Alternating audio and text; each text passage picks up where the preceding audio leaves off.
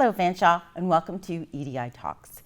EDI Talks is a series of discussions on equity-deserving topics in a safe, open space. It is hosted by myself, Troy Townsend. My pronouns are she, her.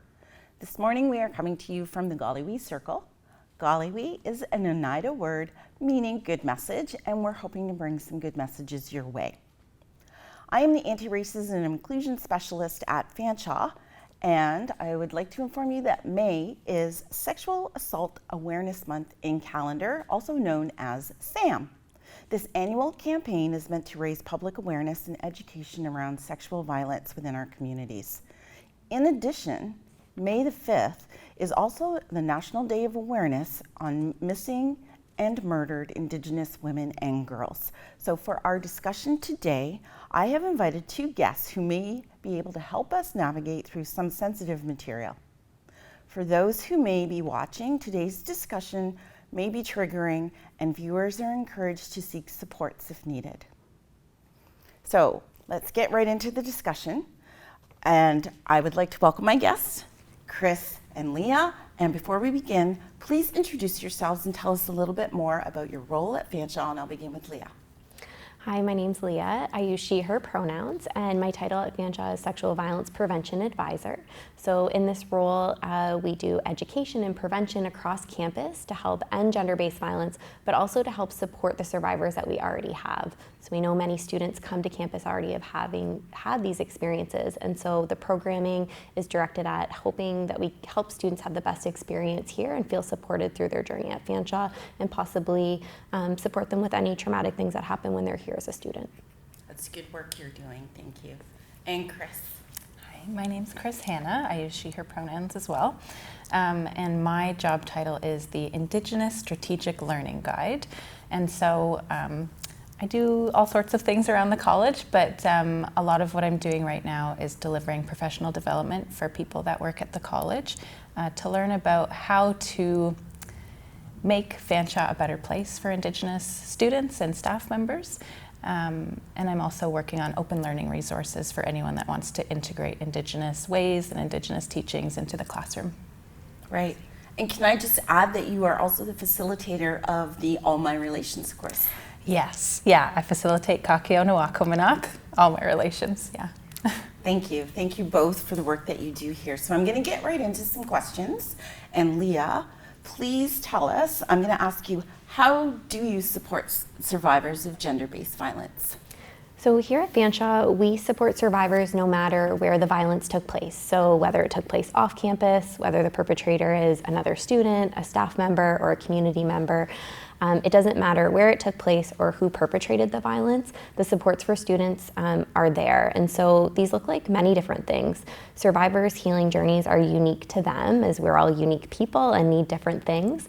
And so it really is going to look different for every person, but broadly the supports would look like academic accommodations, so making sure that students do not have to disclose to anyone they don't want to, including their professors, to be able to be supported academically. For example, if you've experienced gender-based violence on a Friday night and you have a midterm on Monday morning, you probably are not going to be able to write that midterm. So academic accommodations, also helping students understand what their legal and reporting options are. These systems are very confusing and can be really challenging after we experience a trauma. And so making sure that students know this is the pathways that are available to them and what do those pathways entail. We're given a lot of misinformation in the media around what reporting processes look like or court processes look like. And so helping students understand what those decisions and pathways look like before they decide to go down them. We also help with counseling support. So we have counseling support in our counseling department here at Fanshawe, which also includes canine assisted counseling. And so that was something that we added on for survivors this year.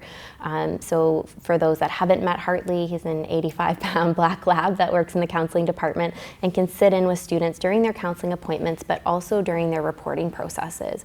Animals can be very healing. They show unconditional love, and so it's a great way to feel grounded when situations are stressful. And so that's been something we've added on this year. If students aren't interested in receiving counseling services from Fanshawe, they can seek services in the community. So helping them know what's available to them and what's free.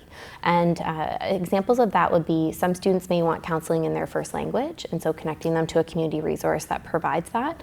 Some students may want a queer-focused resource, and so connecting them that way. So exploring those different options, again, to find the right fit for that specific person. We also support with advocacy if needed, and then sometimes students experience gender-based violence at their part-time jobs. So navigating human resource complaints at their job, or even human rights complaints if they'd like to take an external route, something to do with work, or if they themselves have had issues within our own institution that they want resolved externally. Okay. So that's a good point I wasn't aware of. So not only do you support students that may have experienced gender-based violence here on campus, but also outside of the campus as well. Absolutely. I think a lot of times folks, when they think about gender-based violence, they think about physical acts of violence. And gender-based violence can take many different forms.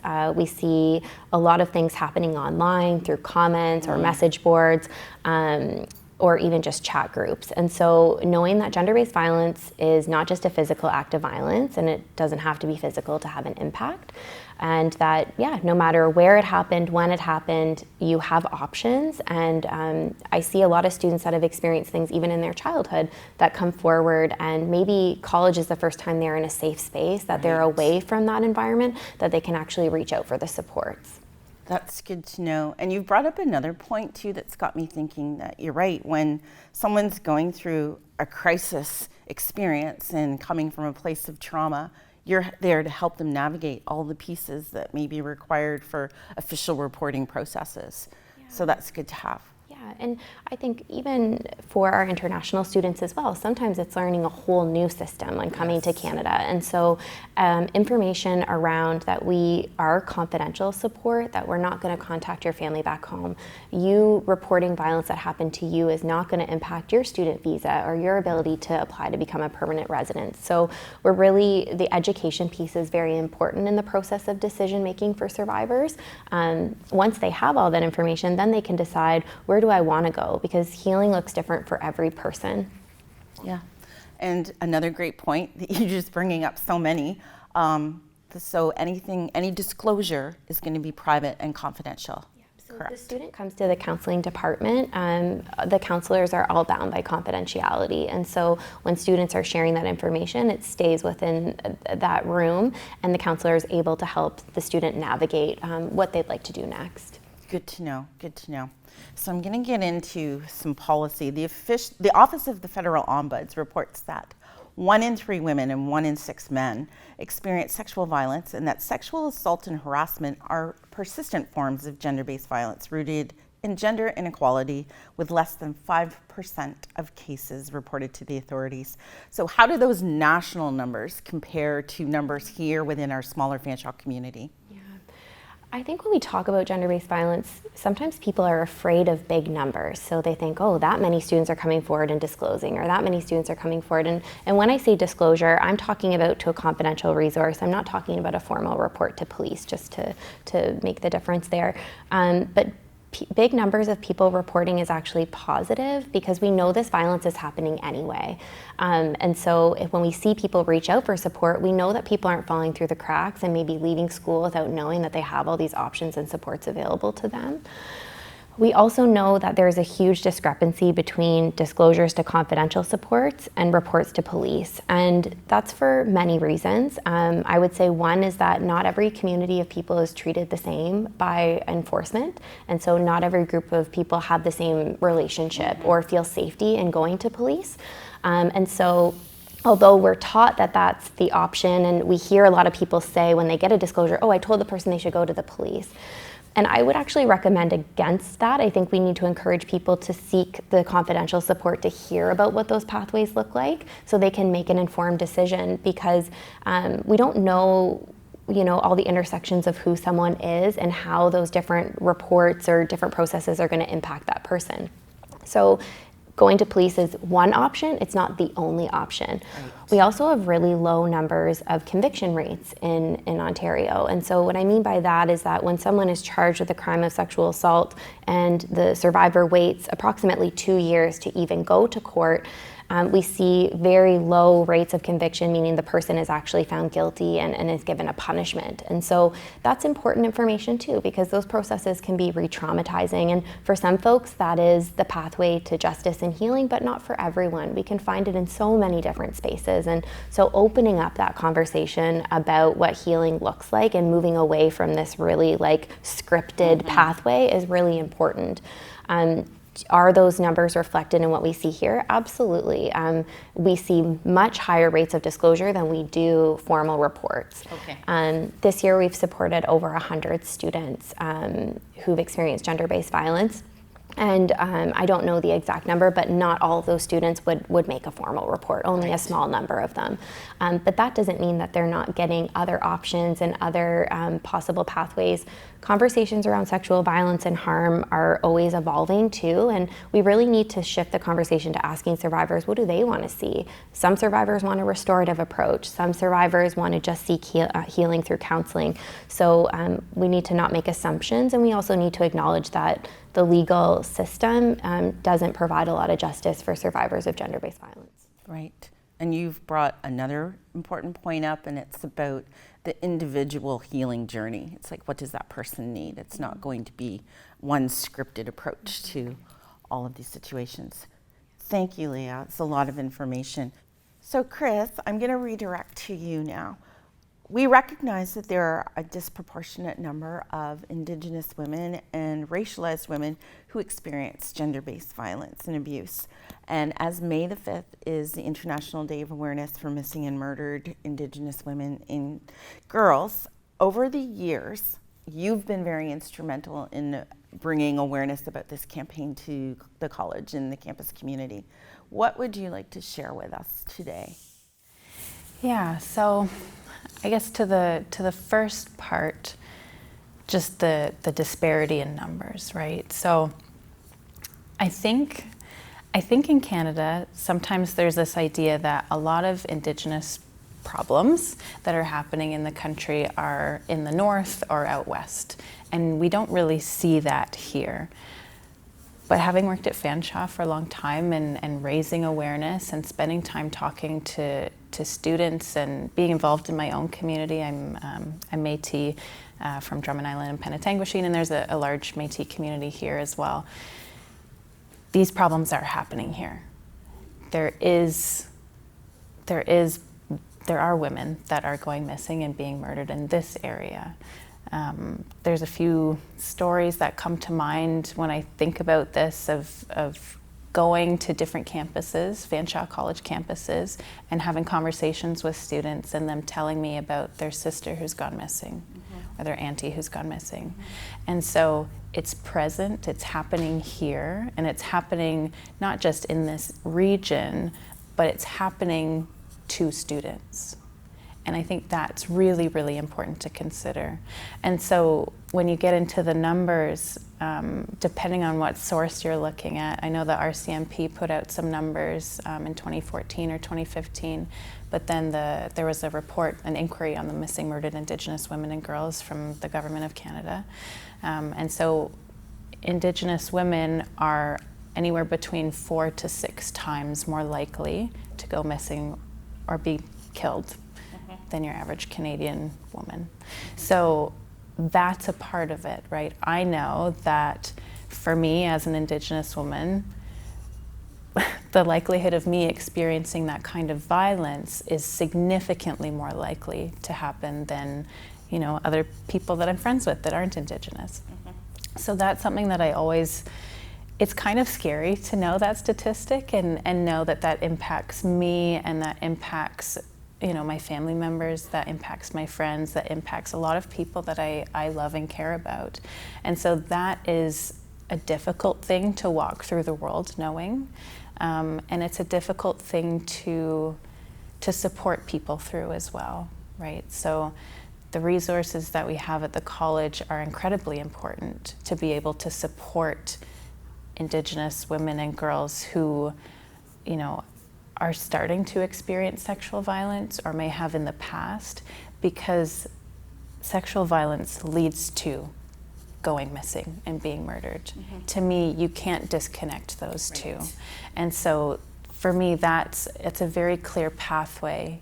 And I think just because of some of the other challenges that exist in First Nation and Métis and Inuit communities, you know, things like poverty and intergenerational trauma from residential schools and day schools, all of those things can lead us into a place where we are more vulnerable to experiencing sexual violence, you know, whether that's,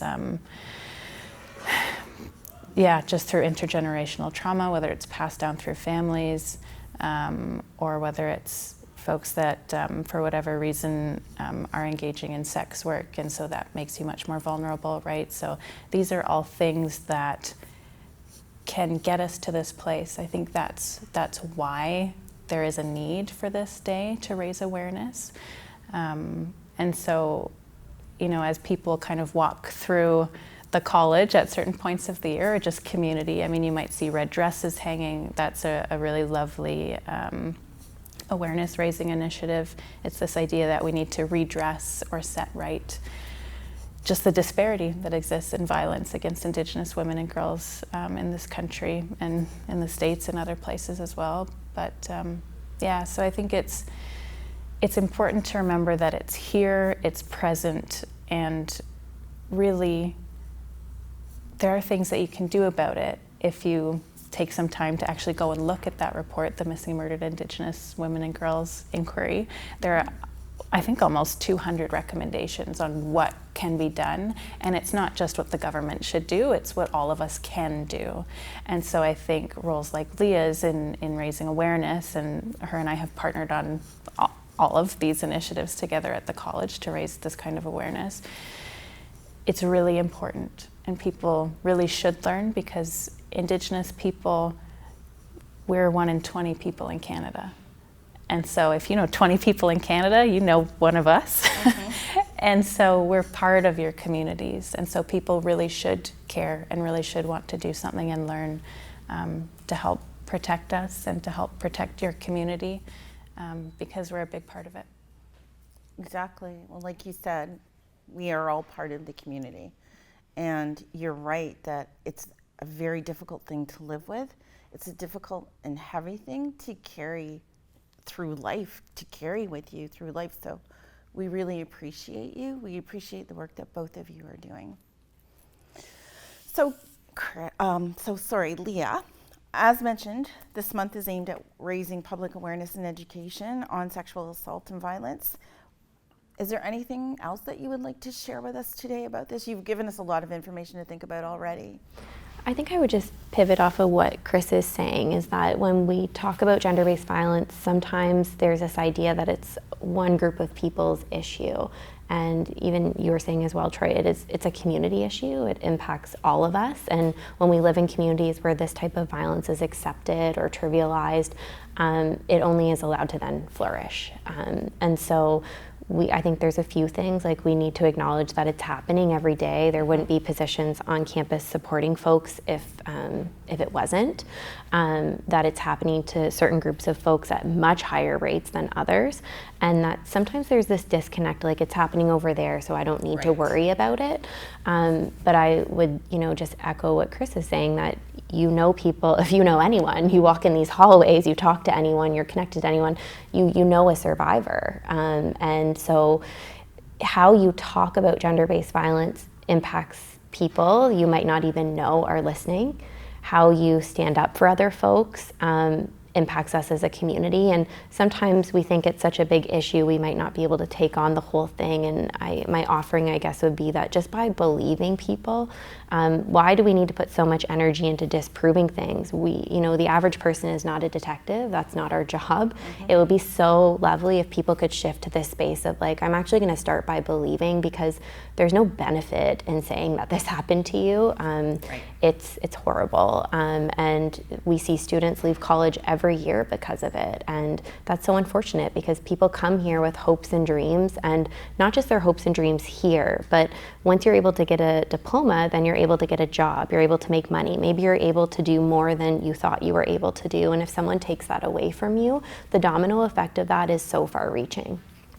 So yeah, acknowledging that we need to know that this happens to all people, but it happens to some people at much higher rates, like people of color, women of color specifically, women living with different types of disabilities, our trans and queer students, and that's important because all of these issues are interconnected. It's not just about gender-based violence, it's about racism, it's about homophobia, it's about transphobia.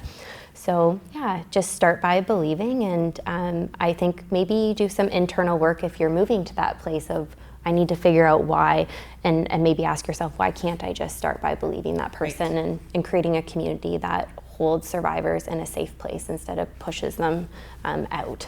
Exactly, and it's part of the reason why we're having conversations like this today, because I think it's because it's such a sensitive topic that people aren't sure how to deal with those feelings. They're uncertain, it makes them uncomfortable, but that's a really great point. If you just start by believing someone and doing things like this, we're trying to raise awareness about it. In my work, my former life at the college here as an academic advisor for about 10 years, I would say that I probably had at least one case of gender-based violence disclosed to me every semester. Not every year, at least one case. Some semesters there'd be 3 that would, and you're right, not necessarily all of them would be reported. So it was just disclosed to me. Somebody just needed somebody to talk to. So it happens, it's here, and the more we can start talking about it, the more we can start helping each other and building this community. So tell us about your Map My Experience project. What's that about? Yeah, so as we were talking about before, like the different pathways to healing and different options, we're always trying to expand options for survivors. Not everyone fits in that script that we've been kind of told forever. And so Map My Experience is a project that was pulled together. Us as Fanshawe is a big part of it. So it's Safe Cities London, which is where a bunch of different community organizations come together to say, how can we better support survivors in our greater London community? And so this tool was created. It's an online tool that survivors can go on, and they can actually drop a pin on the map of London and show where their violence, where they were subjected to violence occurred, and then they can give some demographic data about how that happened and what it looked like.